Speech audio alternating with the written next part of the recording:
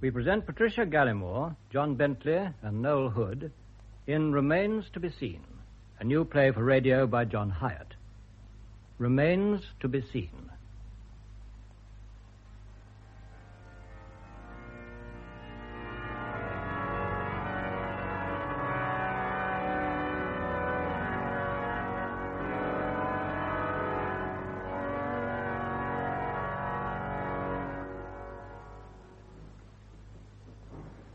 My dear friends, today, as you all know, marks the beginning of a week which will always be remembered in the life of this great cathedral. The eyes of the ecclesiastical world will focus again on the city of Manchester, and through the medium of television,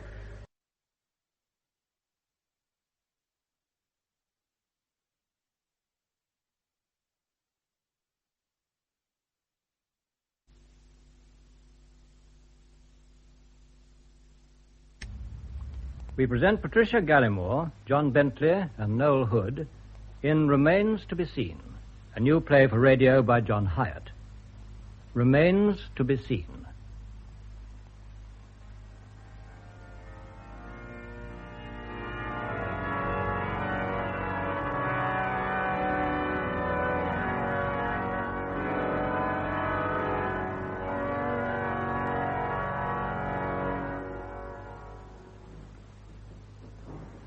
My dear friends, today, as you all know, marks the beginning of a week which will always be remembered in the life of this great cathedral.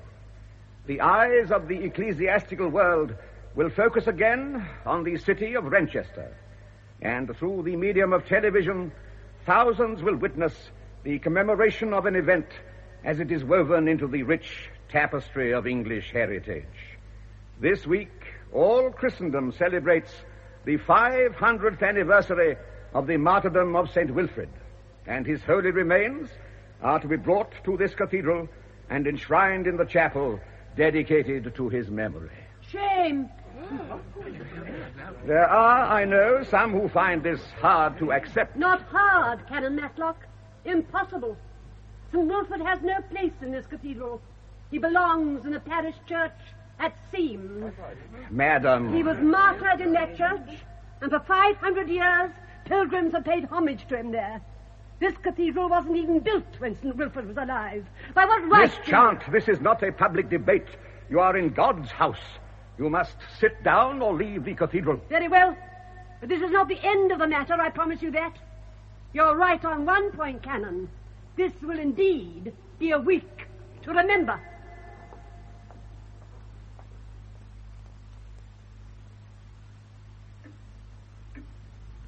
Alban, dear. Ruth, I thought you were asleep. What are you doing out of bed? You'll catch a chill. Well, what time is it? It's nearly 5. It'll be light soon. Were you having nightmares about Miss Chant? Yes, I can't get her out of my mind. She's a devout woman, deeply upset by this ceremony. When she brings the cathedral into disrepute, then I doubt the sincerity of her devotion. To stand up and defy you during Sunday evens. I wish I'd taken your advice and kept those relics under lock and key.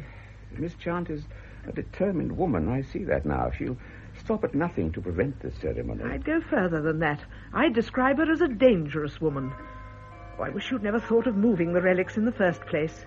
You've aged, my dear, in these last weeks. Your face is lined with worry. It's a big undertaking, Ruth. Of course it is, but why can't you share the responsibility?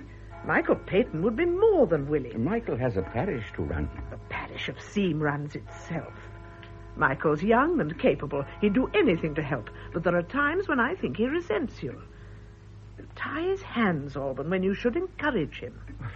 Do you mean that, Ruth? Does Michael really resent me? Come back to bed, dear. There's a heavy day in front of you. What time are the television people arriving? 9 o'clock. I hope the weather holds, but there's thunder in the air. Aren't you looking forward to it? Why do you say that? You sounded reluctant. You're not intimidated by the thought of meeting Peregrine Small, are you? Well, he's a powerful and important man, my dear. You've never had any trouble dealing with them? Miss Chant has never threatened to ruin everything before. I shall be busy all morning with Mr. Small, so I've arranged for Hal Sauerbatz to conduct the cameramen round the cathedral. Sauerbatz? Was that wise? Well, he is the senior verger, my dear. But he's not reliable, Alban. You know he isn't. You'll have to keep an eye on him. There's no knowing what he might say.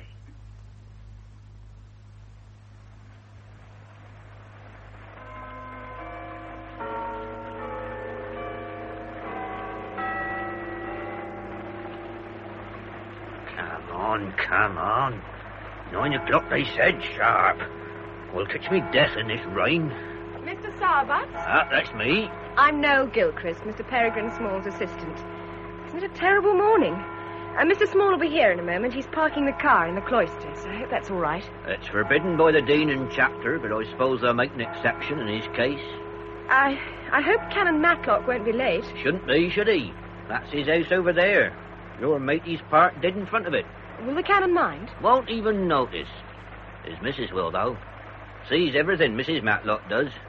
Comes of being a missionary years ago. Living with a lot of heathens, you got to keep your eyes open. Good morning. Oh, this is Mr. Sauerbatz. Ah. Mr. Sauerbatz, Mr. Peregrine Small. How do you do? I'm delighted. Look a lot older in the flesh, don't you? Huh? Television flatters you. Oh, that's refreshingly candid, Mr. Sauerbatz. Do you watch my program regularly? Off and on. Lot of rubbish they put on telly today. Dancing, ballet. Yeah, I got no time for that. My program is concerned exclusively with current affairs. There's never been any dancing. Never been religion so far, but you come round to it now, haven't you? We're here to cover a very special event, Mr. Sauerbatz. Exactly. St Wilfrid has always been a national figure. His martyrdom is one of the highlights of our history. Save that talk for Canon Matlock. He's the one interfering with history. What? Interfering? What else? Done to death in Seam, St Wilfrid was. Village a couple of miles away. Slain on the altar steps. And there they've kept his remains for 500 years. Fact, that is. That's history. I gather you don't approve of the plan to bring the relics to Renchester. Do many people share your view? Plenty. Dozens. There's some that grudge the canon breast for this. Oh, that's a little extreme, surely. Extreme? Fair is what I call it. Who does Canon Matlock think he is, disturbing a great saint's resting place? Still, none of my business. I'm only the senior verger. They don't care what I think. Where are you going to put your telecameras? Oh, that's Mrs. Gilchrist's department. Purely technical. I can't tell you that, Mr. Sauerbatz, till I see inside the cathedral. Perhaps we might go in now and let the canon catch us up. Good idea, darling. There's no time to waste. Up to you. Not like Canon Matlock to be late. Perhaps he's got his conscience pricking him. He's lucky if that's all it is. This way.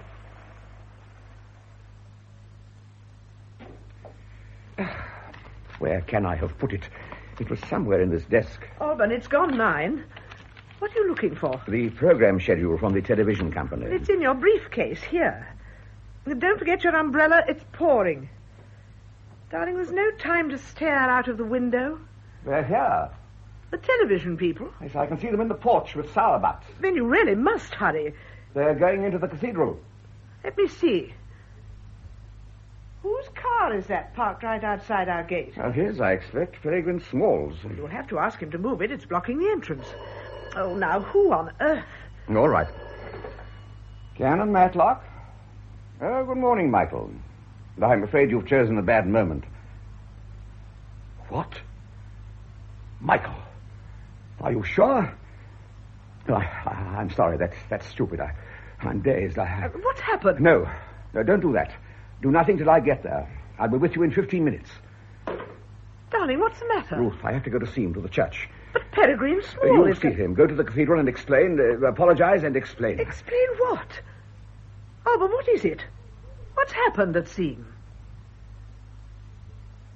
You can imagine the shock, sir, when I came into the church this morning and saw what had happened. There, you can see for yourself. It's only too plainly. Michael, this is terrible.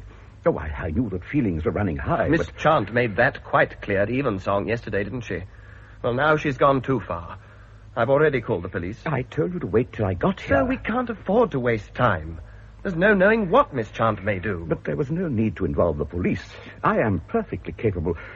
Oh, dear. What is it, sir? How on earth am I going to break this news to the television people? Would you like me to tell them? No, it's my responsibility. But first, I must go up to the manor house. No, sir. But there's no urgency. Michael, please. There's more to this business than you understand. I'll slip out to the vestry. You deal with the police for me. Ruth's taking care of things in Renchester. Dear me, I seem to be delegating responsibility after all. My wife will be grateful for that small mercy.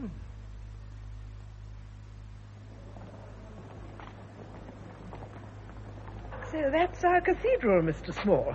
I hope I've done it justice. With expertise and, may I say, feeling, Mrs. Matlock. It's a most beautiful building. The relics of St Wilfrid are to be enshrined in this side chapel. Ah. It's easily accessible to the pilgrims and at the same time a peaceful and Ben, serene I want you to spot. stand camera 3 close into the west door when the procession enters the cathedral. Oh, dear. You must forgive Mrs. Gilchrist if she treats your cathedral as a television studio. I assure you she's not being disrespectful. Of course not. I quite understand. She's a very charming person, Mr. Small. The news of your engagement is a great talking point in Renchester. Really? That's most kind. You're not surprised, surely. A man in your position constantly in the public eye. Well, I am accustomed to having no private life, but it's different for Noel. She's a gentle, quiet person. She doesn't revel in the limelight as I do. Would you both care to come and have lunch with us? Oh. I can't think what's keeping my husband all this time, but he's bound to be back by then. There's nothing wrong, is there, Mrs. Matlock? Wrong? Why, Harry, no, we're going to have trouble with camera 3 when the procession enters the cathedral door. Oh, you sorted out, darling, as always. Mrs. Matlock has invited us to lunch. Oh, how nice. I'm sorry if I've behaved like a barbarian all morning, yelling instructions in your beautiful cathedral. Not at all. It's all in a good cause. I'm told there's considerable opposition to tomorrow's ceremony. I hope we don't have to contend with any tiresome demonstrations. I hope so, too. Good morning, Miss Charles. Mrs. Matlock, good morning. May I have a word? Of course. May I introduce Mr. Peregrine Small? Exciting and a great devotee of yours, Mr. Small. I'm sure your presence among us will help atone for the catastrophe. Catastrophe? Indeed, yes, I'm afraid a great scandal is inevitable. What on earth? So troubled your husband looked when I saw him in scene this morning, and Father Peyton, too. And then the police arrived. Police? I do think the canon should have reported to them immediately, but he went straight to the manor house. Miss Charles. We all know of the bond between your husband and Miss Constable. What exactly has happened, Miss Chant? The remains of St Wilfrid. They've been stolen from Seam Church. Another sherry, darling? No, I'll get tipsy. You're drinking a lot. Make yourself at home, Mrs. Matlock said. Home. I could drink myself into a stupor. Take it easy. I knew I should never have got involved in this religious gala. I never wanted the assignment in the first place. Well, you're here now. I am, yes, but where's my program? What's going to happen if the police don't find those relics? Oh, they'll find them. There can't be many people who'd want to steal the remains of some dusty old saint. A fanatic, a religious maniac. Someone opposed to tomorrow's ceremony? Exactly. How did that poisonous woman strike you, Miss Plain Chant? Just that. Plain. Not poisonous. Don't exaggerate, Perry. She was putting down poison for old Canon Matlock, wasn't she? I wonder why he went racing off to the manor house. Is he very old? No idea. Never met him. Must be getting on. His wife's at least 60. Ah, don't you look at me like that, young woman. I'm nearer 50 than 60. Honest old thing. The man's as old as he feels. You, bless you, make me feel like a boy. Come here. Perry, behave yourself. I'm so sorry to have kept you waiting. Canon Matlock? How do you do, Mrs. Gilchrist? My wife's told me all about you. Ah, Mr. Small. Yes, such a long time. You've heard the news, of course. There's been no further developments. I'm afraid not. The police, however, are optimistic. I'm glad you find that reassuring, Canon. Oh, you were right to be angry. In heaven's name, why weren't those relics kept under lock and key? They never have been. For centuries, they've been revered at the altar at Seam. But you knew of the opposition to your scheme to move them. You knew how bitterly the local people resented it. Perry. The fault is entirely mine. I underestimated that resentment. My wife warned me weeks ago. Canon Matlock, we have a contract with the church authorities to televise tomorrow's ceremony. If you don't fulfill your part... What a beautiful cigarette box, Canon. Is it hand-carved? Yes. My wife's work. A craft she learned in Africa. Those figures on the mantelpiece are hers, too. Canon, I apologize. I lost my temper. Mr. Small, I do understand. The damage is done. Somehow we've got to repair it. We've got to find that reliquary. And quickly. Yes, darling. Canon, perhaps Mr. Small and I could help. No, in what way? Seam, I gather, is quite a tiny community. I'd like to go there after lunch and talk to people. If you could give me the name of the vicar. Michael Peyton. It was he who discovered the theft. You'll like Michael. He's a sensible young man. I used to know Michael Peyton. Darling, I don't imagine the vicar would steal his own relics. You find out about Miss Chant. She called the theft a catastrophe, but she looked as pleased as Punch. Miss Chant? Oh, no, she's a most devout soul. Oh, Canon, aren't you burying your head in the sand? And what about your verger, Sour Butts? He doesn't favor the plan. Oh, he'd never desecrate an altar. We've got to explore every possibility. If Noel goes to see him, I'll tackle Sourbuts. Where am I likely to find him after lunch? In the local, without a doubt. Oh, that's a good one, Rory, that is. Will you have the other half with me, Mr. Sourbuts? Oh, Mr. Small. Oh, thank you kindly. 2 halves at best, miss. Yeah, you seem much more cheerful than you were this morning. Have you had some good news? Oh, good for some, don't deny it. I bet you don't see it the same way, though. Oh, far from it. If those relics aren't found, my program will be cancelled. Still wind. Oh, ta. Your health. Yeah, and yours. Have you heard the story that's going round about Canon Matlock? What's that, then? Well, instead of reporting to the police when he learned about the theft, he went straight to the manor house at Seam. Does that strike you as odd? Being polite. Polite. Letting her know. Always takes an interest, she does. Proper lady. Which lady is that? Not Miss Chant. Ah, Miss Chant. She hasn't been seen in the manor house for 40 years. Not since the day she sold it. Miss Constable. Poor crippled soul. So, Miss Chant used to live in the manor? Used to, maybe. Not the same as does. Lost all their money, the Chants did, back before the war. Never got over it.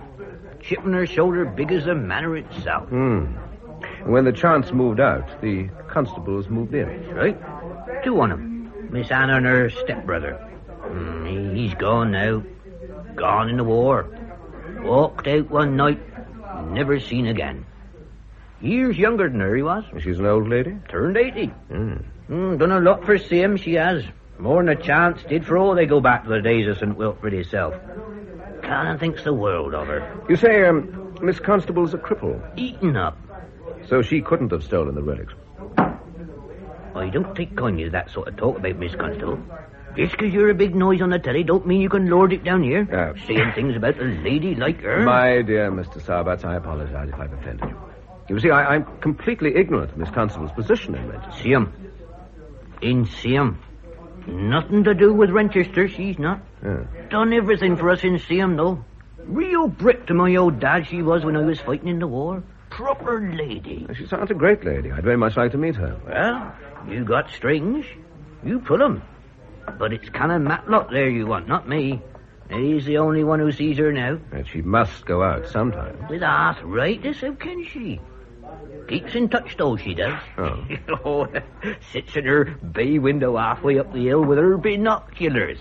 Not much she misses. I shouldn't think the villagers care for that. Some do, some don't. Me, I wouldn't grudge her anything. There. I'll tell you something, Mr. Small. Yeah? You think someone in Siam pinched those remains, you're not far out. But you picked the wrong lady. I only know one other. Miss Chant. Police would soon break her down. Sour she is. Churchy. She organized a petition, didn't she, to keep the remains in Seam? Petitions, meetings, a lot. Nothing she wouldn't do to keep them there. And if she has stole them, I'd take a bet where she's put them. Well. Of course, you don't want them found, do you? Being a Seam man, you're as anxious as the thief to sabotage the ceremony. You could even be the thief. Not me. There's talk of a reward, you know, if the remains are found in time. I haven't heard it. You can take my word. I should think £100 a likely figure? Not much today, is it? No, it's a lot for a little information. You'd have to do the thing proper. I got to protect myself, Mr. Small. Of course. Want a witness if I found them. Well, I'll be your witness. Where do you think they are? They never travelled far. In Siam still they are. Still in the church at Siam. It's a beautiful old church, Michael. 12th century, did you say? Circa 1140. I can't get over seeing you again, Noel. And here, of all places. It's a small world. Must be 9, 10 years. No, what happened to you when you left college? I went to Canada, working on a magazine out there. Are the police keeping the sanctuary roped off indefinitely? I don't know. They've been testing for fingerprints. What exactly did the remains consist of? A few strands of hair and a fragment of the robe St Wilfrid was wearing when he was murdered. They're kept in a reliquary. How big? No size at all, 8 inches by 5. What made you come back? From Canada? Hmm. Circumstances. So the thief Domestic circumstances? Michael, I'm trying to find these relics. They're vitally important Were you married in Canada? Married and divorced. I married my boss. Biggest mistake of my life. As soon as I found that out, I cut my losses, came back here and got a job in television. And now you're going to marry the boss again? I'm not superstitious. What about you? Nothing to tell. Oh, that's not fair. Come on, you got ordained, then what? I came here. That was 5 years ago, and here I still am. Here of all places. I see. If you're unhappy, why stay? Not unhappy, just dissatisfied. Seam is such a backwater. Nothing's happened here since St Wilfrid died 500 years ago. It's happened now. So much for my bright idea. Your idea? It was your idea to move the relics? Originally, yes. But I thought it was Canon Matlock. He acted on my suggestion and then made himself responsible for the whole thing. He's a dear old boy, but he has to have a finger in every pie. He just won't let people use their own initiative. I've given up trying to inject new life into this parish. But why did you want to move the remains? They've been here for centuries. What was the point? That's easily answered. Come on, I'll show you.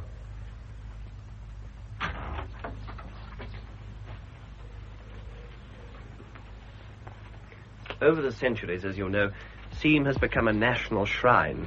All summer long, pilgrims and tourists pour into the village in their thousands. Yes, I know. And each year the number grows. Just wait till you see the procession tomorrow. Oh, I see your point, but... I wish Miss Chant and her cronies would. All they talk about is tradition, and they've no practical alternative solution. And they hate me like poison because I thought of the idea.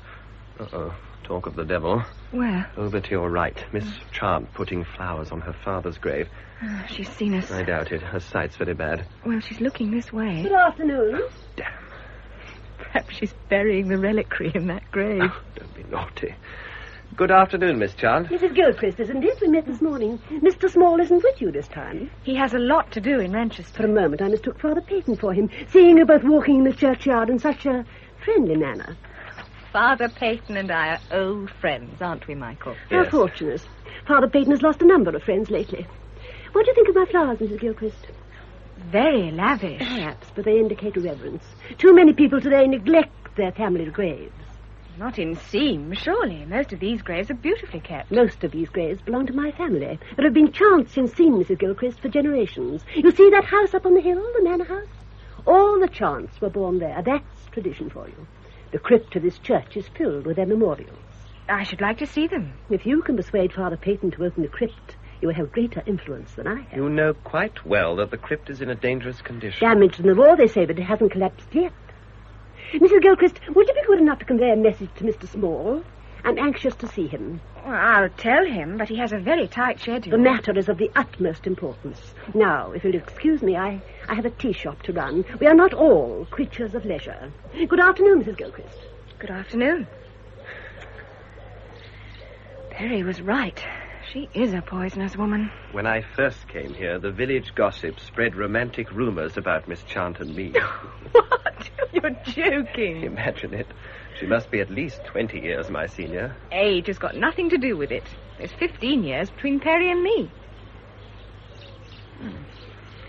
That didn't go down very well. I didn't say anything. You thought it, though. I've seen him on television enough, and I know how old he is. Mind you, in Seam, he'd pass as a youngster. Oh, very bitter, Michael. Can't you move? Can't the canon find you another parish? There's a vacant living on the other side of Renchester, which I'd give my eye teeth for, burnt wood. It's not as pretty as Seam, but it's progressive. It cares about people. That reminds me, Michael. Tell me about the old lady in the manor house. Miss Constable? Oh, nothing much to tell, except that she and Miss Chant hate the sight of each other. Why? Miss Chant resented having to sell the manor and move into the village. And she resented the fact that Miss Constable was popular, which she had never been. That doesn't surprise me. Miss Constable, of course, being the grand old lady that she is, turned a deaf ear to Miss Chant's gossip and slander. I think originally she felt sorry for her. What changed her attitude? I'm not sure. All this began years ago, long before the last war. The trouble came to a head when Miss Constable's brother disappeared. What happened to him? No one ever knew. But from that moment, all the hatred that Miss Chant spread against his family was returned by Miss Constable in full. But there must be something more to it than that. Hello. There's a car bang outside the lich gate. What a rotten place to park. Oh, that's Perry's car. He must have gone round the other side of the church. Can you get in that way? No, that door leads to the crypt. It's always locked. Come on, you'd better introduce me to your famous fiancée. I hope we're not on a wild goose chase. How about... What makes you think Miss Chant might have hidden the relics in the crypt? Because that's where all her family's buried. All of them that died before the war. And she says St Wilfrid was her ancestor. You catch me believing that. Is this the door? Right. It occurs to me that the vigilant Miss Constable may have her binoculars trained on us. I don't wish to be reported for breaking and entering, so perhaps we ought to ask permission. What, for a vicar? You'll be off somewhere organising something useless. Anyway, don't need permission, I don't. I've been verger here 16 years, well as at Cathedral.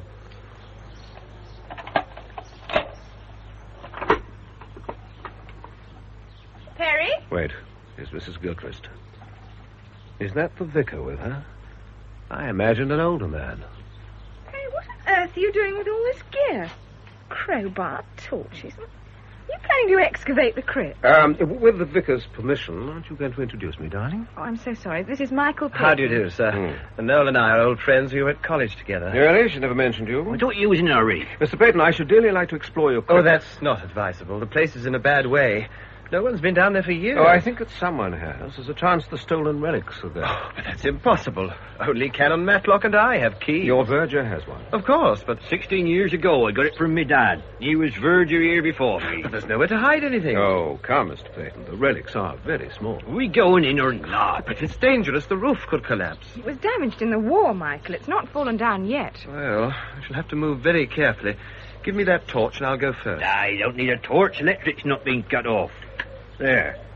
I'll come down with you, Vicar. Wait till we're at the bottom, Mr. Small. Whose idea was this, darling? Yours? No, the old man. So you found an ally. What have you found? A clerical milksop? Oh, that's not fair. The roof could collapse. He wouldn't say boot or goose. All right, come on. If the remains are here, I want to be the one to find them.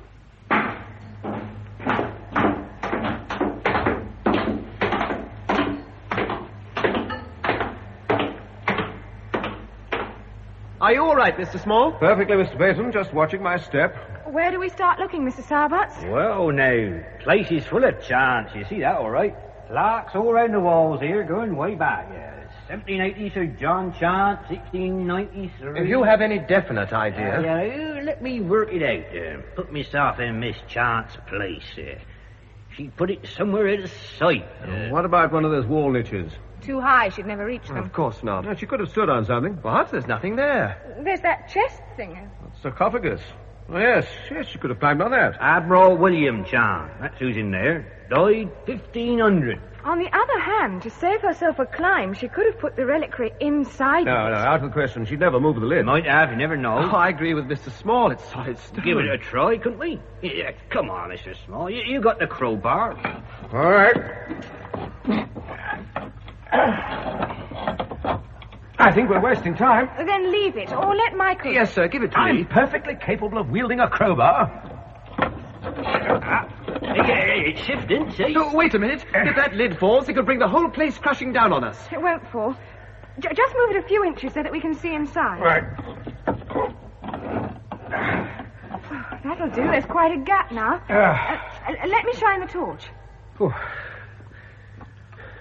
Well? There's something. Told you, didn't I? Let me see. It's a foot. What else to expect in a sarcophagus? Be the Admiral.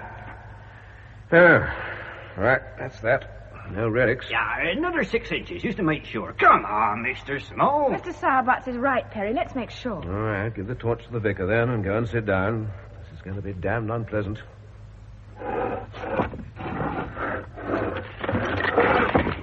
Look out! I warned you. All right, there's no need to panic over a handful of dust. Come on, Sarbatts. This was your idea. Come on, heave.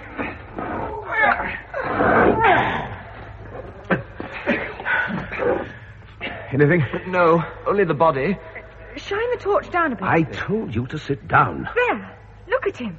I can only see his trousers. Trousers? He died in 1500. Oh, there must have been a mistake. Let's have another look. He's not even laid in here. He's been dumped. And he's in uniform. Army uniform. Here. Oh, my God. It's him. Him? Who? It's him. They all said he disappeared. Deserted. But he never. Who else could it be? That's Richard Constable.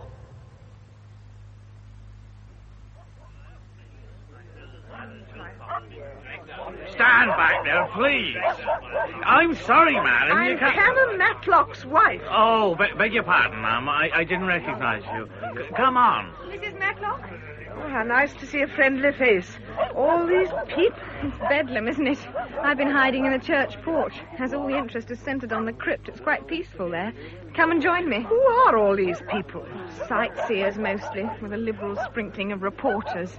The questions they ask. You'd think the poor man had been murdered this morning, not 30 years ago. They've identified him, then. He had identity papers in his tunic. It's Richard Constable, all right.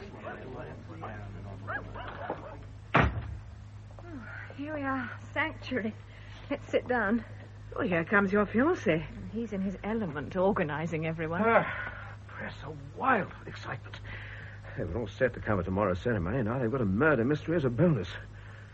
Now, Mrs. Matlock, you must have known this fellow constable. Yes, I knew him very well. I gather he spent most of his life in Africa. In the mission field, yes. We worked together for 3 years. And then he came home to Scene to get married. Who told you that? Inspector Seymour. He's reopening the case. He should make quite sure of his facts. War had been declared. That's why Richard came home. To enlist?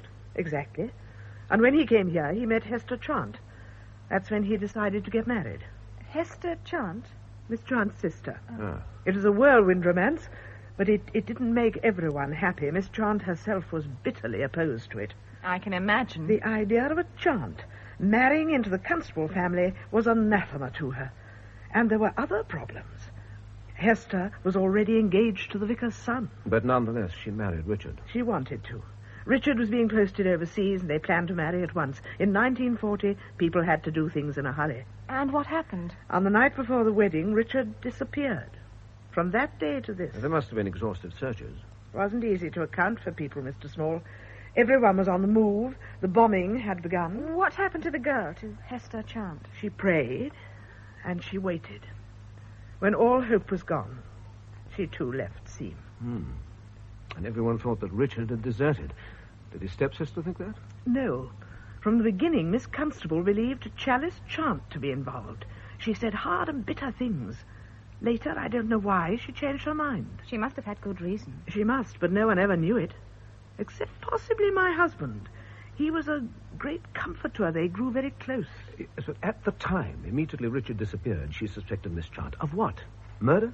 Perry, you're dramatizing. Someone murdered him.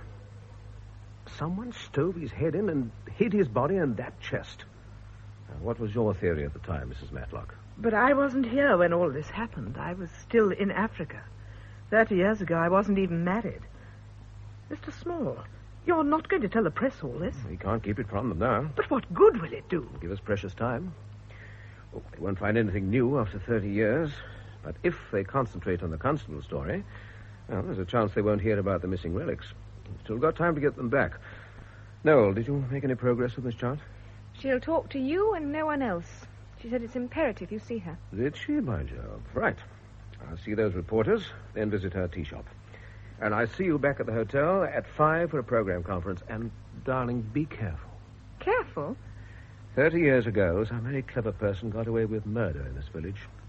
It's not impossible that same person stole the relics. Oh, I don't believe it. Do you believe I'm being fanciful, Mrs. Matlock? I don't know what to think.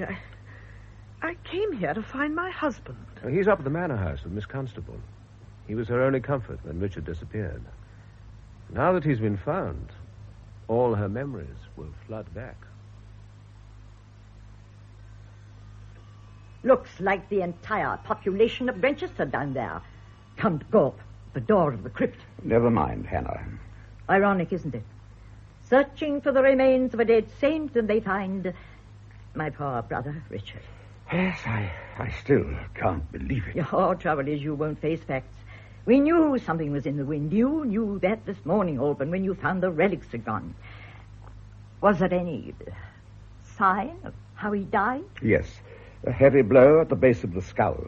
A sudden blow? The police surgeon assures me he'd have known nothing. Oh, thank God for that.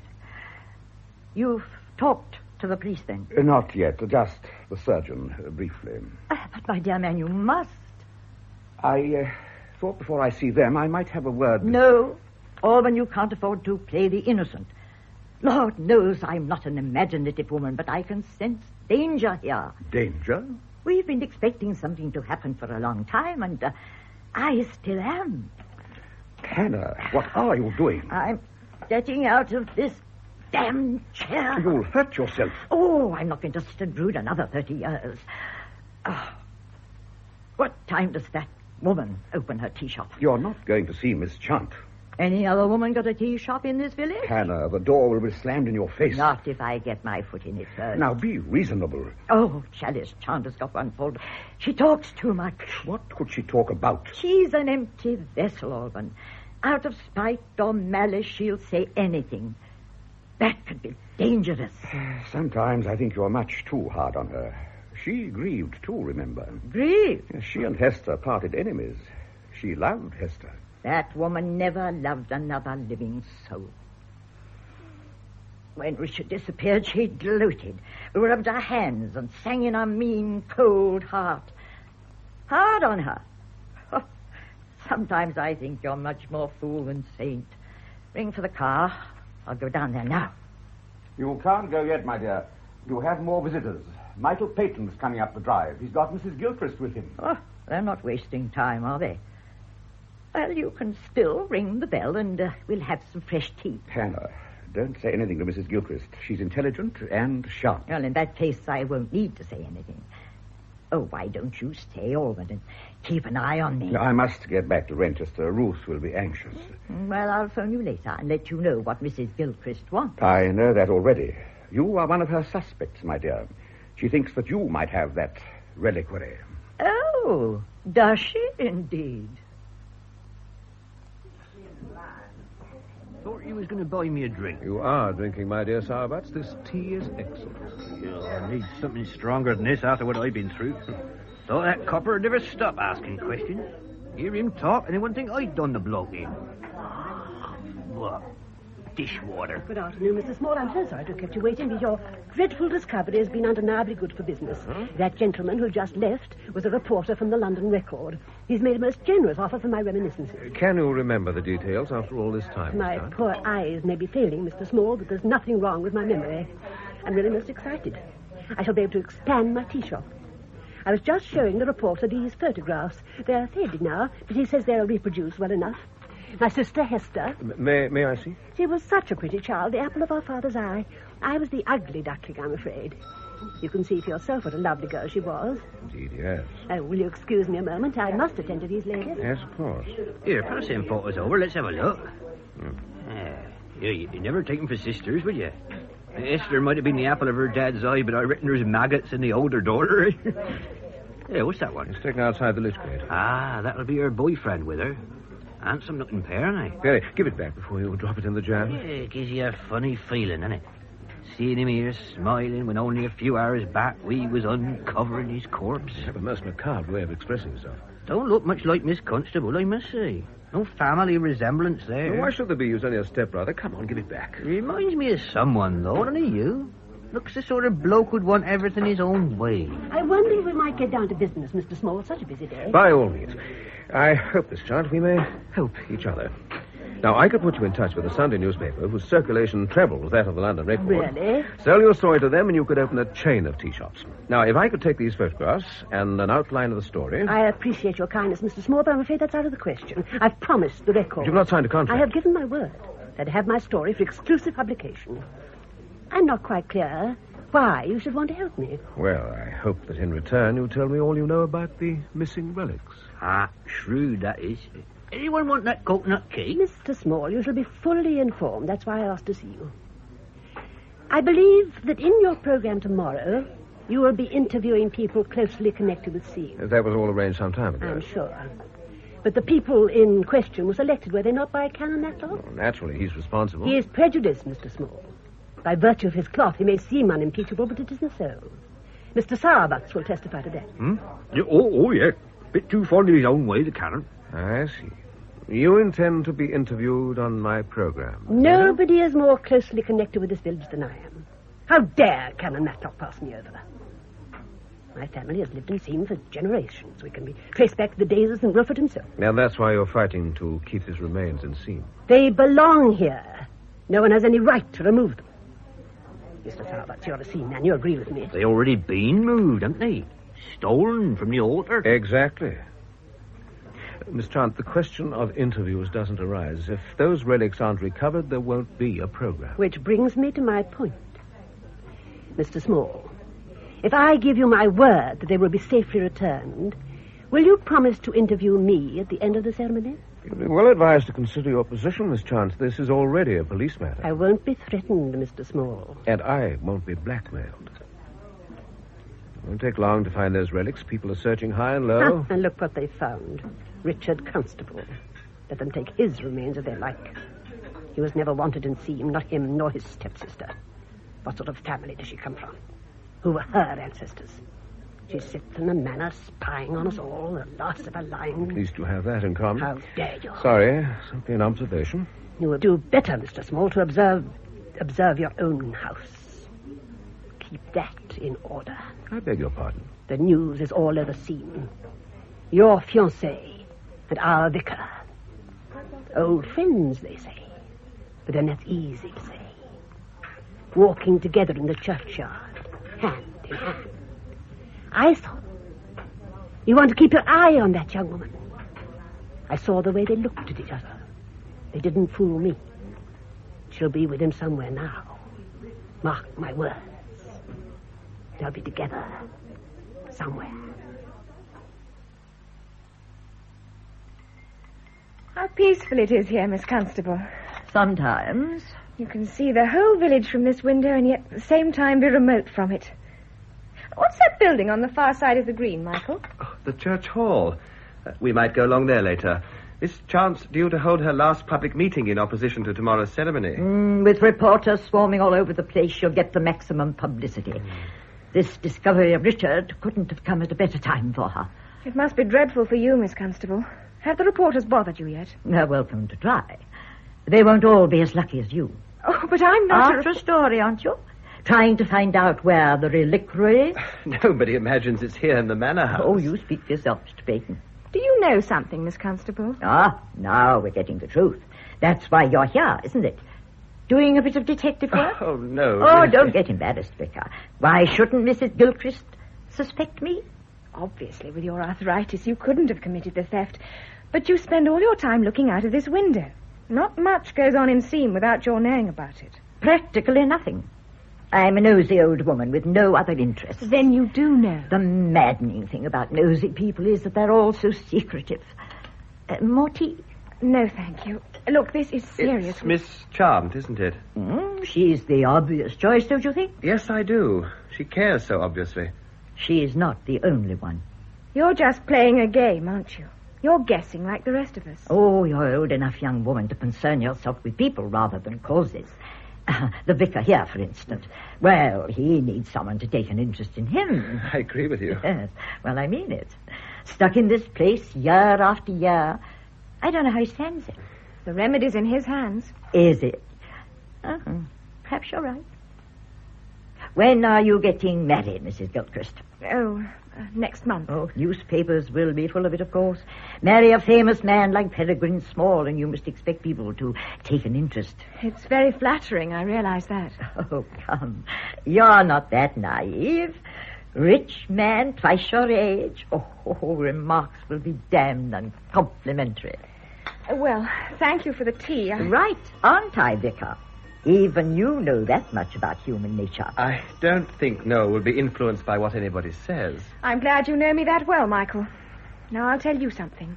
You stop in this tin-pot little place much longer, and you'll be old before you're 40. Now, if you'll excuse me, I have a conference in half an hour. We must all be going. Give me a hand out of this chair and ring for my car. Certainly. I've got an appointment, too. Thank you, Vicar. I thought you never went out. Oh, quite right, Mrs. Gilchrist. I don't. Haven't been out of this house in all the years you've been here, have I, Vicar? Been getting into a rut, just like you. But there are times when one has to struggle out. I feel there must be some mistake. I can't believe... She left me in no doubt, Canon. Miss Chant has those relics, and she won't return them unless she's included in tomorrow's program. In other words, she's blackmailing us. Exactly, Mrs. Matlock.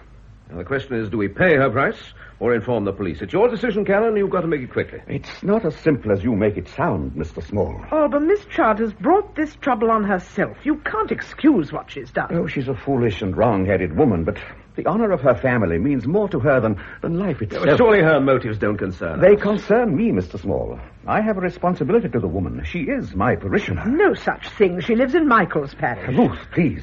I know you dislike Miss Chant. Dislike her? I detest her. After the spiteful things she said about you, the slanderous remarks, I'm sorry, I don't see this as a moment for forgiveness. Since we seem to be analyzing the situation, may I ask, Canon, why you saw fit to exclude Miss Chant from tomorrow's ceremony? I should have thought that was obvious. People see too much of the strife within the church, the bickering, the controversy. I want this to be an occasion for rejoicing. But the controversy exists. Miss Chant isn't the only person opposed to the plan. It's not very democratic to deny the woman a hearing. Nor is it advisable to surrender to her blackmail. I wouldn't allow her to turn my program into a protest platform. I have interviewed difficult people before, you know. Mr. Small, please. My decision was in no way meant to reflect on your professional capabilities. But what is your decision, Canon? In the light of this latest development, are you prepared to reconsider? No. Then you will ask Inspector Seymour to apply for a warrant to search Miss Chant's premises. Oh, no. Canon Matlock, you can't have your cake and eat it. The police are already involved in the search. I never wanted that. But they are involved. And now you know where the relics are. It's your duty to tell them. And more than that, it's in your own interest to do so. They could proceed against you for wasting their time. Mr. Small, we're grateful to you for locating the reliquary. Goodness knows you've had enough to do without taking on Inspector Seymour's job as well. But will you leave the rest to me? I'll talk to Miss Chant. Oh, she won't listen to you. She's overwrought, nervous. With you, perhaps. With another woman, she may see reason. I hope you're right. Well, you must excuse me now. I have a program conference in 20 minutes in my hotel. May I ring you later for your final decision, Canon? Of course. I sympathize with your dilemma, but I also have responsibilities. Not only to my company, but to 12 million viewers throughout the country. I'll see myself out, Mrs. Matlock. Do all important people take themselves so seriously, I wonder? You shouldn't have said that about Inspector Seymour, Ruth. He's working under great pressure. There's this terrible business of Richard. That's what's really worrying you, isn't it? The disappearance of the relics was bad enough, but you were anxious long before that happened. What is it, my dear? Won't you tell me? Share the secret with me. No, Ruth, not yet. Pray God there'll be no need, and the dead can rest in peace. I must go to the cathedral and find Hal Sauerbatz. I've a bone to pick with that old man. I'll drive back to Seam and see Miss Chant. Now? But Hannah Constable will be there now. Hannah Constable? At the tea shop? Well, I advised against it. But those two women haven't spoken to each other for 30 years. Miss Constable hasn't been out of her house for... Alban, something's wrong. Something's seriously wrong. What is it? What do those two women know? Come here now. First you get in my kitchen. You must have known I'd be busy baking. Didn't they tell you, your servants, your attentive Canon Matlock? Didn't they tell you I had to work for my living? They told me I'd find you here, and it was important that I should. Important? How can you know anything important? Shut up in the manor nursing a grievance. How can you? Oh, Lord knows I didn't expect a welcome, but I will have common courtesy. Courtesy? Oh, stop jabbering, woman, and listen. I came here to warn you. Warn me? Warn me about what? Why, are you nervous? I'm not. I'm busy. You're shaking like a leaf. If you've come here to talk about my sister, and I'm not interested. Be quiet. It's over. You silly woman. It's very far from over. Your trouble is you talk too much. And you might find out that that's dangerous. Now see what you've done. They cost money, plates like that, money. That was your fault. You made me... Good evening, ladies. Who's that? Miss Constable, this is a pleasant surprise. Oh, surprise be damned. You're shocked to your boots to find me here. You've always had a talent for the unexpected. Well, you better not come in, Ruth. The floor's a shocking mess. Miss Chant has just dropped some plates. Oh, pass me that broom. No, I'll do it myself. You've quite enough to do with all the cooking. Miss Chant, I realize this is a busy time of day for you, so I'll make matters as brief as possible. You're trespassing, you realize that? You've no right in my kitchen, either of you. I could send my waitress to the police. The police may be here soon enough. Don't you threaten me, Mrs. Matlock. I'm trying to reason with you. So am I, but it is a waste of time. Miss Chant, you think you have the means to disrupt tomorrow's ceremony, but if the police come here and find that reliquary, you'll be in dreadful trouble. Nobody wants that. Don't they? You seem to think we're persecuting you, belittling your family. It isn't true. The whole point of this ceremony is to honor St Wilfrid. Some honor, taking him from the church where he rested all his life. We want you to join with us in tomorrow's celebrations. Is that so unreasonable? Is it unreasonable of me to protect my family, its name, its honor? Is it? Do I have to accept more humiliation? For years I've been reviled by this woman, hobbling on her sticks in a manor house. What roots do the constable have in Seam? Did her family go back 500 years? And then he came here, home from Africa, wanting to marry into my family. Did you think I was going to accept that? What are you saying? And now this final humiliation. Taking St Wilfrid from the shrine where he was martyred. After 5 centuries, the founder of my family. Was I to accept that also? You have to. You can't forgive me, can you, for the things I've said about your husband, that upright, saintly man. Well, he did his share to hurt my family. I've not forgotten the story he spread about me 30 years ago. What story? That I killed Richard Constable. Canon Matlock started that story. He did not. What do you know? You weren't even here. Ruth Wood you were then, still in Africa. I'm the one who was here, the one who suffered. All the sympathy went where it was bought and paid for to her, to Hannah Constable. Oh, come away, Ruth. You're wasting your time. Do as she tells you, Mrs. Matlock. People always do as she tells them. Times change, though. Remember that. Come to my meeting in the church hall tonight and hear what I've got to tell people. Come and find out just what's going to happen at your ceremony tomorrow. Miss Chant. 9 o'clock, Mrs. Matlock. In the church hall.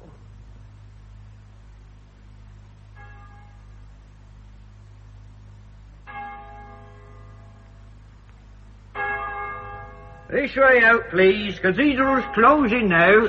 Box for corners of Brewson's on your left. We hope you enjoyed your visit. Everybody, if you don't mind, sir. Robert, I want a word with you. Oh, Mr. Small. I didn't recognize you in the dark there. Hold on. I'll just close this door. You've been at the hip flask again. Oh, it's been one of them days, hasn't it? Well? You see Mrs. Gilchrist anywhere? Not since we left him this afternoon. Stood you up, has she? Off with her vicar, perhaps, eh? Giving her the eye in the crypt, all right, you notice, I reckon, Miss Chant. Now, you keep a civil tongue in your head. All right. What do you want, Nia? What do you want with me? Well, I wanted your help. I didn't know you were unreliable. Oh, help is it? Before I help you again, you can pay me what you owe me. £100 reward, you said, for them relics. Payable when the relics are returned and not before. Now, we know they're not in the crypt, so where's the next most likely place? Miss Chant's house, isn't it? Exactly. Well, you were sober enough tonight to do a spot of breaking in? Oh, here. £100 in your pocket, man, and precious little risk. I wouldn't ask you, but I'm told your wife works as a waitress in the tea shop, so I presume she has a key. Oh, Bessie, of course she has. And you'll get that key and meet me at the tea shop at 9 tonight. Miss Chant will be addressing her meeting in the church hall, so there's no risk of her interrupting us. You'd better not be. Now, don't let me down, Sarbatz. Is that you, Hal? Blimey, is a cannon here. Over here, sir, yes. Is everything locked up? Oh, Mr. Small, You're looking for his fiancée, yes. Stood him up. She had some last-minute arrangements. What happened to the arrangements here this afternoon, Hal? I saw your son conducting visitors round the cathedral. He knows his job, my boy. He's not yet an accredited guide.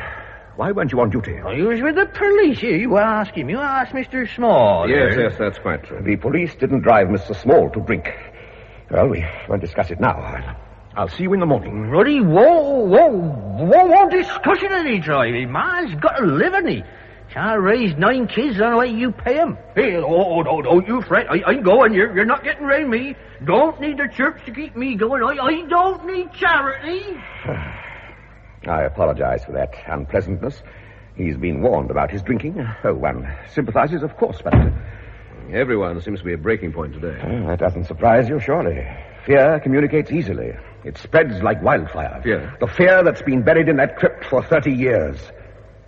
The fear you have resurrected. You've probed old wounds and stirred our sleeping memories. Now, some of us feel guilty, and some of us afraid. Men like Sarbat's try to drown their feelings. I resort to prayer. And I believe in being practical. It's the present we're concerned with. You think we should forget the past? You think we could forget it?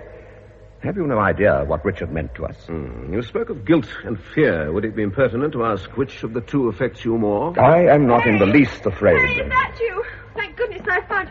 Oh, I'm so sorry. Good evening, Canon. You look flustered, Mrs. Gilchrist. You don't know what this man's like when he's kept The waiting. entire production team was kept waiting for 45 minutes. Where on earth have you been? Well, I won't detain you. Now you found each other. As Mrs. Gilchrist has managed to get into the cathedral, clearly Sarbat's has failed to lock all the doors. I'd better do the rounds. Well? Oh, darling, it sounds awfully lame, but the car broke down just after I left Seam, and I couldn't... Okay, perhaps now we might try to get some dinner. Oh, that'd be lovely. After which you're attending this chance protest meeting in Seam. The day's work isn't over yet, I'm afraid. Oh, man.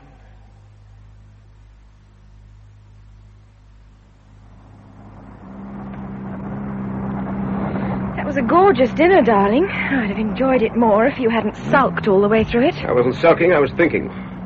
Canon Matlock's got something in his mind, something quite apart from tomorrow's ceremony. Any idea what it is? None, have you? I thought he might have dropped a hint. To me? No, why should he? Well, now that we're talking again, I'll give you my news. I've seen Miss Constable. Done what? I called on her while you were with Miss But Charles. I told you not to go near that woman. I know what you told me, darling, but there are times when I like to act independently. Sometimes it pays off. Well? Hannah Constable isn't the recluse that we were led to believe. She left the manor for an appointment the same time that we did. We? Michael and I. So that's why you missed the conference. You were running around with him. Michael's an old friend. He's lonely and depressed. Oh, Perry, you're not jealous. You sound so smug about it. Oh, darling, you're not serious. No one saw us. Miss Chance saw you. She saw you in the churchyard. And with unspeakable relish, she told me you were holding hands. I don't give a damn what people like that say. I do care what people say. I have to. And from now on, so do you. I see. Caesar's wife. Am I asking too much? I suppose not. You don't sound sure. I see what you mean. It just hadn't occurred to me. Your public image could so easily slip, couldn't it? Every TV screen in the country could crack. I'm sorry, my love. I don't mean to sound like a latter-day Mr. Barrett. Wrong character. Mr. Barrett terrorized his children. Well, you were taken for my daughter more often than my wife. Coming into Seam now. I'll drop you at the church hall. Drop me? Well, aren't you coming to the meeting? Well, later, perhaps. I have a rather special assignment to attend to first. You do love being mysterious, don't you? All right, I'll get out here and walk across the green. You won't. Darling, no one's going to assault me in the village high street. They're not going to get the chance. Harriet, we're pursuing a thief, not a murderer. 30 years ago, it was the other way around. But I'm a complete stranger. So was Richard Constable. He came here from Africa. You really think his killer's still alive, don't you? Well, Miss Chance is certainly still alive, and looks like she has quite a good turnout. Mrs. Matlock's here, I see, and your friend, the vicar. All right, go and join them, darling. I'll be with you later. What I have to do won't take very long.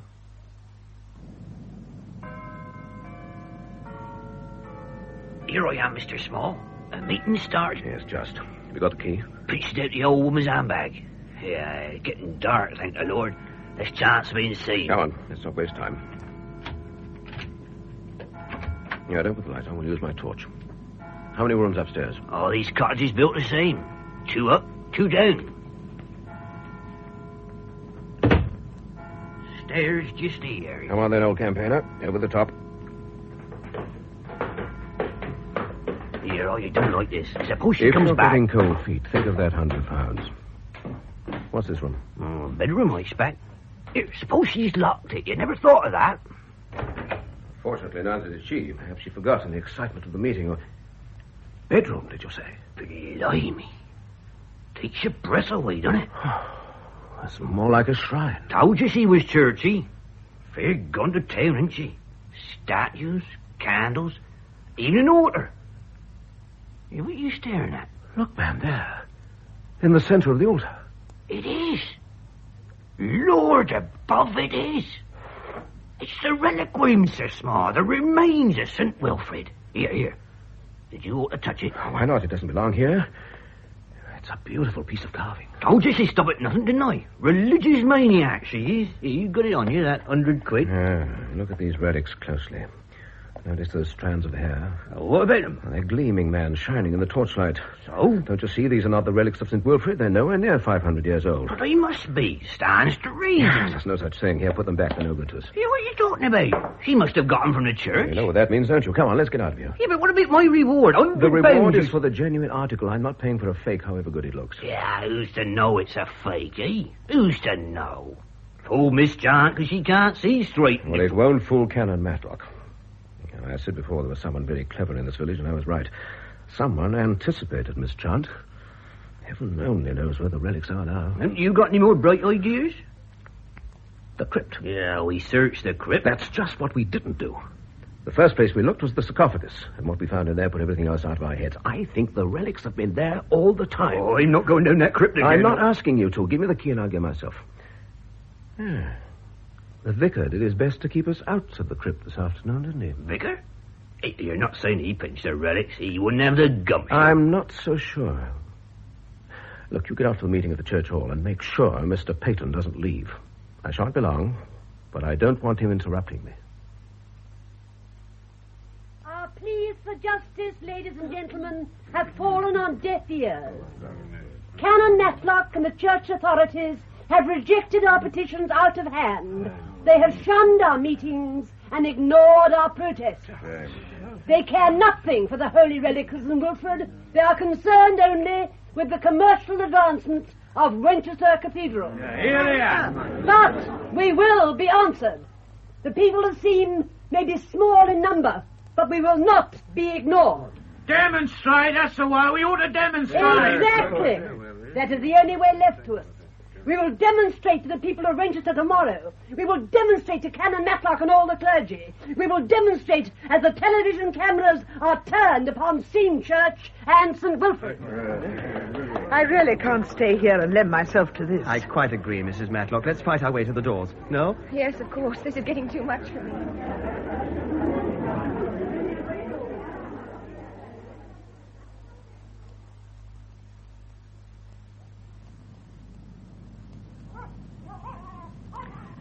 Well, now we know what to expect.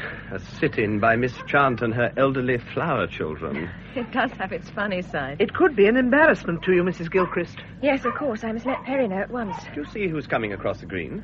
Hal Sarbutts, isn't it?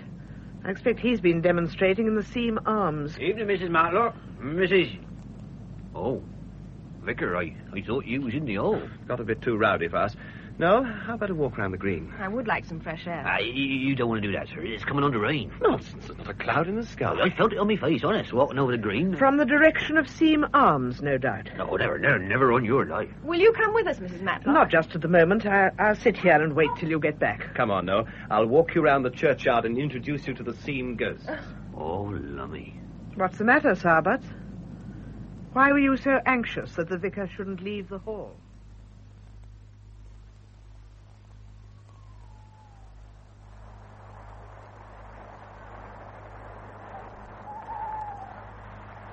The most spooky churchyard I've ever been in. The proud spirits of the Chants are preparing to haunt the village. Even the owl is one of them. Noel, are you coming back to Seam? No, why should I? Perry and I have a full schedule for the next 6 months. There'll barely be time to get the wedding arranged. You're determined to marry him, then? Of course I'm going to marry him.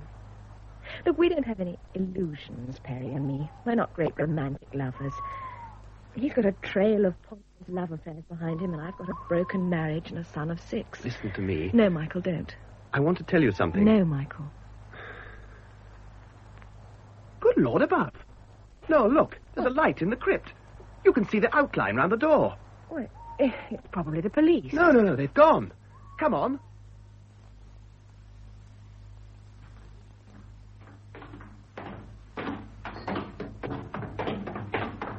Who's down here? Good evening, Vicar. What in the name of the Lord are you You're doing? not alone, I see. Did you get bored with the meeting, darling? Perry, what are you up to? Following my hunter's instinct, I'm looking for the relics. But we've already searched the crypt. Wrong. We came to search the crypt, but were distracted by the discovery of the late Mr. Constable. So also were Inspector Seymour and his merry men. I am right, aren't I, Vicar? I am hot on the trail, as they say. Now, wait a minute. That's why you didn't want us in the crypt this afternoon, isn't it? All nonsense about the place being dangerous. Old, it may be, but as solid as a rock. Perry, you're When I mentioned those wall niches, you got really panicky. What are you doing? You can't climb up there. Why not? You did. Very fond of Canon Matlock, aren't you, in spite of the fact that he keeps you in your place? I beg your pardon. Very awkward for him if the relics were stolen.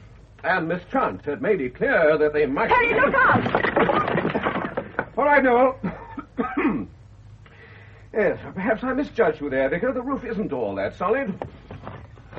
Ah! What is it? What, indeed? Look at this, darling. No fake this time, the real thing. The remains of St Wilfrid of Seam. When did you make the substitution, Peyton? I'll give you full marks for craftsmanship. The fake in Miss Trant's cottage is a splendid piece of work. No one would ever guess by looking at it on the altar. Good evening, Mr. Small. You've parked your car thoughtlessly again. It's blocking the entrance to the church hall. And you're wrong to accuse Mr. Peyton of stealing the reliquary. I did.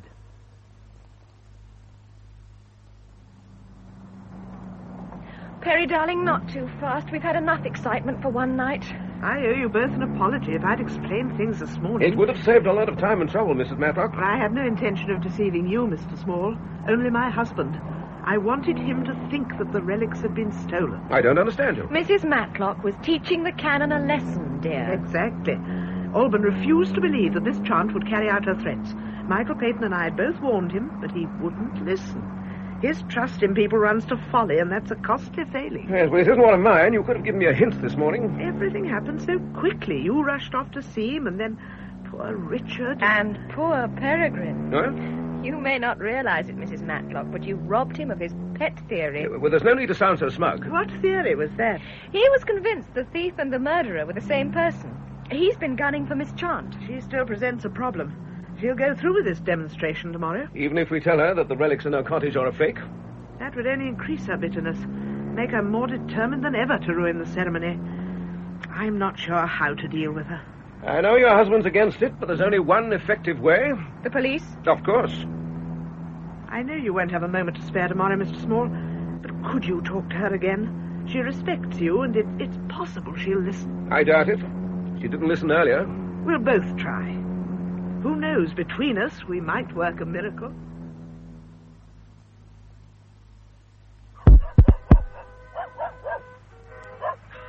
I told you this place would be bedlam.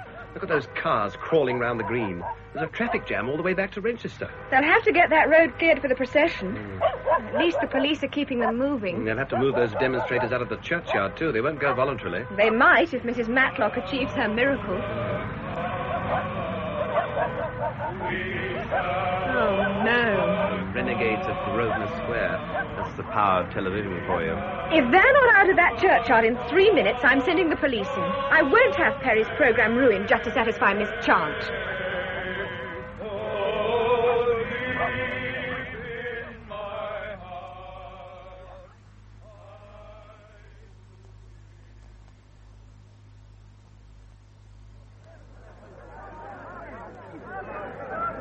You have 3 minutes to make up your mind, Miss Trant. Either you go peacefully It was, or... of course, your husband's idea, Mrs. Matlock, that you and Mr. Small should attempt to intimidate me. No, it was He not. wouldn't have the courage to face me himself. For the last 30 years, he's felt guilty every time he's looked at me. Let's stick to the matter in hand, shall we? You and your friends are causing a breach of the peace. We are demonstrating against injustice. That is our right. I asked you once before to be reasonable. Now I ask you again. Tell these people to go to their homes and let this ceremony begin. What ceremony, may I ask? How can you have a ceremony without the relics? You can't bluff me. Nobody's bluffing you, Miss Trant, but Mrs. Matlock has outwitted you. No, Mr. Small. Unlike her husband, she took your threats seriously. And 3 weeks ago, she concealed the relics of St Wilfrid in the crypt of this church. Oh. The relics which you stole yesterday morning and have hidden in your cottage are a fake. No. Beautifully made and very convincing, but a fake. No, Now, no. it's all right, Miss Trant. You shouldn't I am have told us addressing that. the ladies and gentlemen assembled in the churchyard. Will you please leave the precincts and go quietly to your homes? If the churchyard isn't cleared within 2 minutes, then we shall have no choice but to forcibly remove you. Inspector Seymour isn't bluffing either. Give me your arm. I'll take you back to your cottage. Let go of me. Don't touch me, you wicked woman. I might have known. You and your husband have always hated me, ever since Richard Constable disappeared. That's enough. You're hysterical. Why should the canon hate you, Miss He John? thought I was responsible, that I killed Richard. He said so. He spread the story. Was the story true? Leave her. She's not well. It was true of someone. Someone in Seam committed murder. Not me. Not me. Someone desperate. Someone who hated the man your sister What loved. I'm saying, it isn't true. All right. Now, quiet. Lie after lie. Oh, my God. Dear, my God, it isn't true. Come on, we're on the air in 10 minutes. Look, if you can get her out of the churchyard, Mrs. Matlock, the others will follow. Would you like me to? You've done enough harm, Mr. Small. You should never have said those things. Now, come along, Miss Trant. Back to the cottage. What was it you said? Well, I'll paraphrase what someone else once said. You can't please all the people all the time. Come on, let's get this show on the road.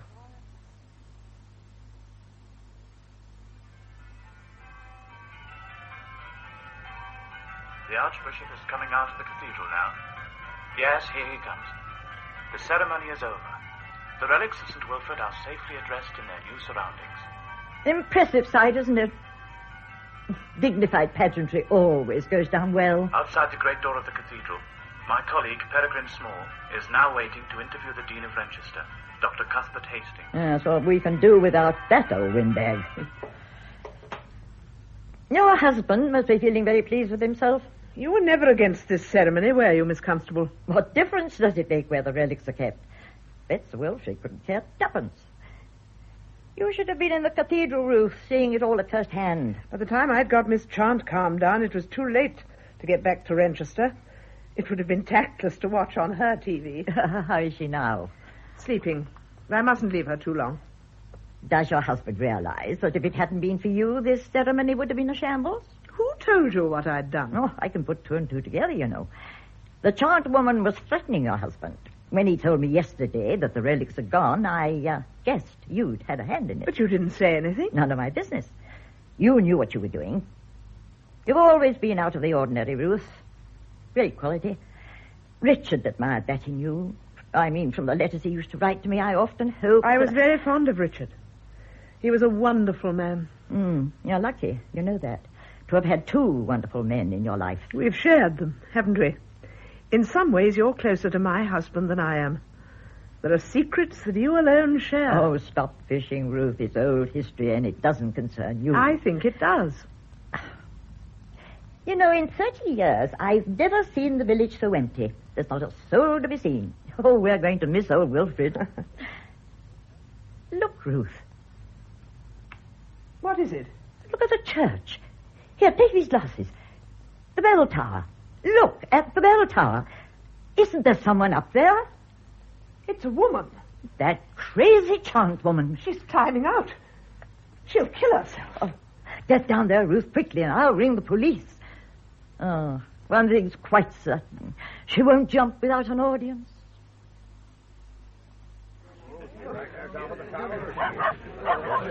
What's happening, Mrs. Matlock? I don't know. Oh, dear. She shouted something a few minutes ago, but Yes? the tower is 60 feet high, and her voice, it's lost in the wind. How on earth does one handle a situation like this? Has anyone tried to talk to her? You can't talk to a woman 60 feet over your head. I think if anyone gets close to her, she'll jump. Where are the stairs to the bell tower? Mr. Small, if she sees If she's you... made up her mind to kill herself, there's nothing anyone can do. But at least I can try to reason with her. Oh, dear. If only the police would clear this crowd away. The sight of so many people might unnerve her. Oh, I wish I could have got here sooner. I should never have left her alone. I knew the desperate state her mind was in. Oof, that's foolish. I thought she was asleep. I knew on she was. Cunning, always has been. Hey, they got the ladder up, look. I wonder what's happened to Peregrine Small. Well, he may have trouble getting here from Renchester. The traffic in the city... No, he's here. He was here before you. He's gone up to the tower. Look, there he is. See his head? He's come up behind her. Oh, God. Don't let him frighten her. What's he doing? Why didn't someone tell me? He's the last person. Last but one, maybe. You're the one she never listened to, Cannon. She never has had any time for you. Stay here, Ruth. I'm going up the tower. Stand back there, please. Keep well back. You can't come through the gate, sir. My God, I thought she'd gone. Perry's talking to her. He may make her see reason. I doubt it. Before the ceremony, he said dreadful things to her. He may well have driven her to this. He accused her of the murder, I suppose. Oh, he will dramatize everything, and it's so stupid. You don't think, then, that Miss Chant killed Richard? She couldn't have. I knew that when we found the body.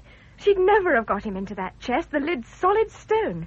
No woman on her own could move it. And it must have been a man who moved it 30 years ago. A young man, strong, consumed with hate. But there was no young man in Seam then. There was. You mentioned him yesterday. Hester Chant was engaged, you said. She broke off her engagement to marry Richard. Of course. The old vicar's boy. I never met him, but Alban knew him well. His name was Adrian Hood.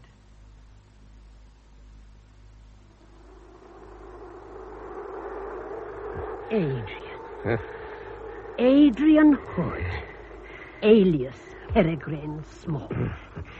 You recognize me at last, Miss Chant. I never dreamt. No, because your sight is failing, and 30 years is a long time. Long enough, I hope, for even the canon and Miss Constable to have forgotten me.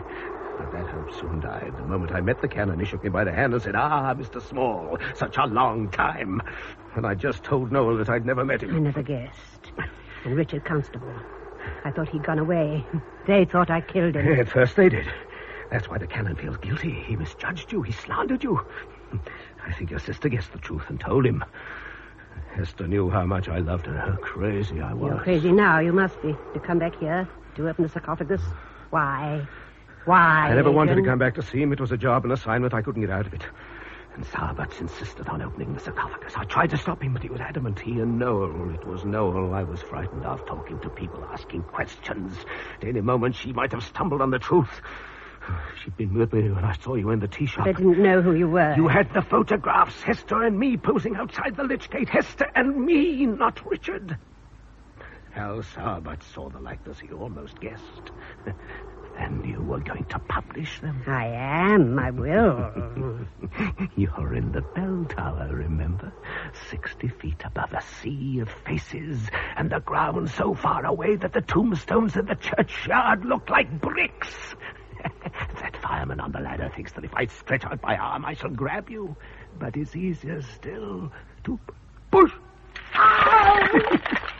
You came up here to kill yourself because you couldn't bear your family's humiliation. Now you know how I felt when Hester turned against me. Get away from me. Give me that handbag. That's where the photos are, isn't it? Give it to me. Hester wouldn't marry you because she was afraid. That's why. Ruthless, she said. Greedy and ruthless. Ask him, the canon here. Ask him. Miss Chant, he's dangerous. Don't go. This one will be the same, this Mrs. Gilchrist. She'll leave you soon enough like Hester. Bitch.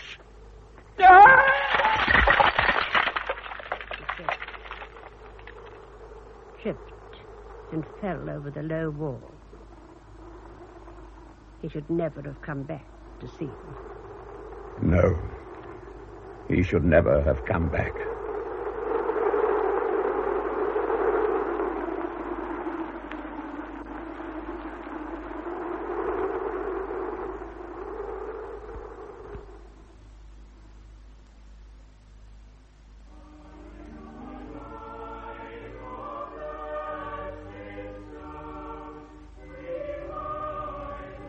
Good evening, Michael. I hope I'm not disturbing you.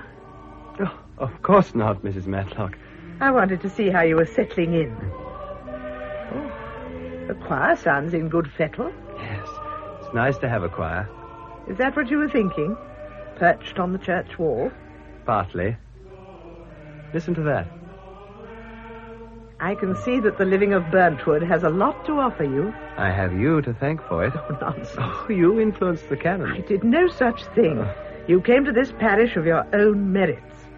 Heavens, if I'd been able to influence my husband, we'd never have had that fuss and furore over Miss Chant and the stolen relics.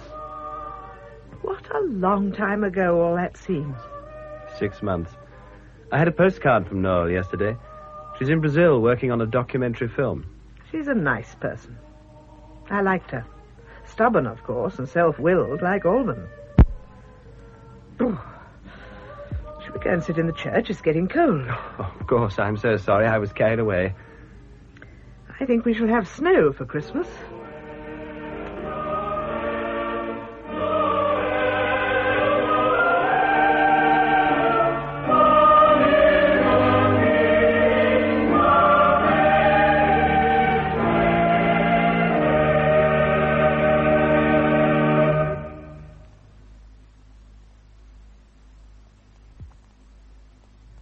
In Remains to be Seen by John Hyatt, the part of Noel Gilchrist was played by Patricia Gallimore. Peregrine Small by John Bentley, Miss Chant by Noel Hood, Canon Matlock by Hector Ross, Ruth Matlock, Margot Boyd, Miss Constable, Dorothy Lane, Sowerbutts, Edward Kelsey, the Reverend Michael Peyton, Sean Arnold, and other parts by Richard Griffiths. The play was produced by Norman Wright.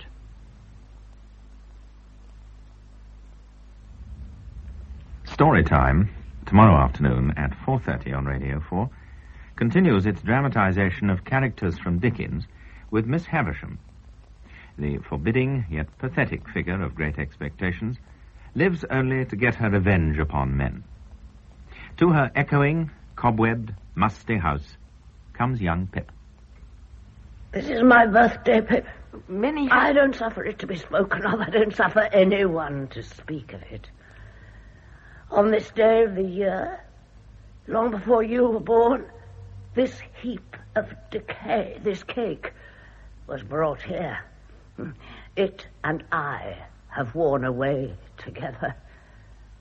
The mice have gnawed at it, and sharper teeth than the teeth of mice have gnawed at me. When the ruin is complete, and when they lay me dead in the bride's dress on the bride's table, which shall be done, so much the better if it is done on this day. She stood looking at the table as if she stood looking at her own figure lying there. Estella entered, and she too remained quiet. In the heavy air of the room and the heavier darkness that brooded in its remoter corners, Pip had an alarming fancy that Estella and he might presently begin to decay. Anthony Jacobs is the narrator, Sylvia Coleridge, Miss Havisham, Carlo Cura, Pip, Lynn Dirth, Estella, and Leo Maguire, Herbert Pocket. In tomorrow's story time, Miss Havisham from Dickens' Great Expectations. 4:30 tomorrow afternoon on Radio 4.